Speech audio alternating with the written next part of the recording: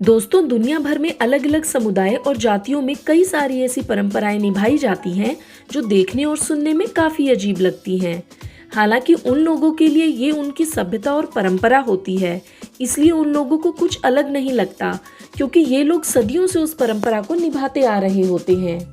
हम सभी जानते हैं कि एक बाप अपनी बेटी की शादी करके उसको अपने ससुराल विदा करता है और यही परंपरा सालों से निभाई जा रही है। लेकिन क्या आप जानते हैं कि एक जनजाति ऐसी भी है जहां बेटी को विदा नहीं किया जाता, बल्कि कुछ ऐसा किया जाता है कि आपने कभी सोचा भी नहीं होगा।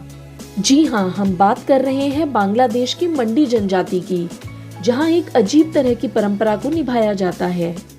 कहा जाता है कि इस मंडी जनजाति द्वारा शुरू से ही इस तरह की परंपरा को निभाया जा रहा है।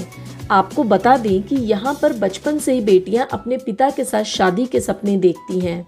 इस परंपरा के पीछे उनका तर्क ये है कि जब किसी महिला का पति कम उम्र में मर जाता है, तब ऐसी स्थिति में महिला को अपने ही खानदान के किसी कम उम्र के आदमी से विवाह करना पड़ता है और इस शादी में माँ के साथ उसकी बेटी की भी शादी कर दी जाती है।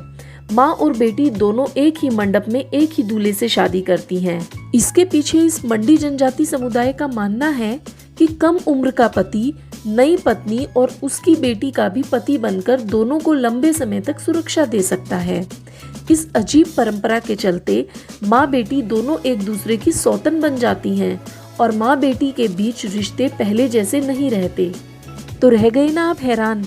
इस मंडी जनजाति में एक बाप का अपनी ही बेटी से शादी करना हम लोगों को भले ही अजीब लगे, लेकिन ये उन लोगों की परंपरा है जिसका ये लोग सदियों से निर्वाह करते आ रहे हैं। आपको बता दें कि मंडी जनजाति भारत और बांग्लादेश के कुछ हिस्सों में रहती है। इस समुदाय के लोगों की संख्या 20 लाख के करीब है।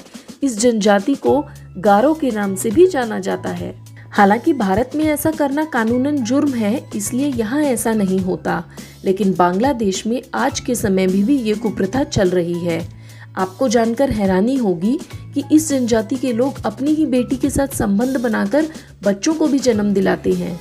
दोस्तों, आशा करती हूँ कि आपको आज की ये वीडियो अच्छी लगी होगी और आगे भी इसी तरह की और वीडियोस देखने के लिए हमारे चैनल पर बने रहें और इसे सब्सक्राइब करना ना भूलें।